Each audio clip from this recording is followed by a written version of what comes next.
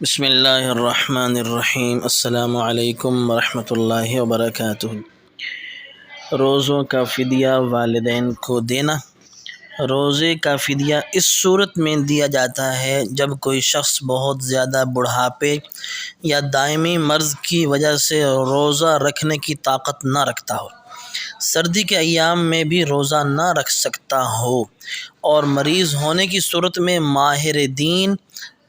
ماہر دیندار ڈاکٹر کی رائے یہ ہو کہ دوبارہ صحت یاب نہیں ہوگا، تو ایسا مریض یا بوڑھا شخص ایک روزے کے بدلے ایک صدقہ فطر کی مقدار کسی فقیر کو دے گا۔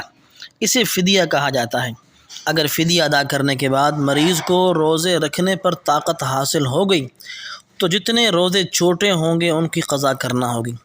فدیہ میں دی گئی رقم نفلی صدقہ ہو جائے گی، اور فدیہ انہی لوگوں کو دینا جائز ہے جن کو زکوٰۃ دینا جائز ہے۔ والدین کو زکوٰۃ دینا جائز نہیں، اس لیے والدین کو فدیہ دینا بھی جائز نہیں۔ اس سے فدیہ ادا نہ ہوگا۔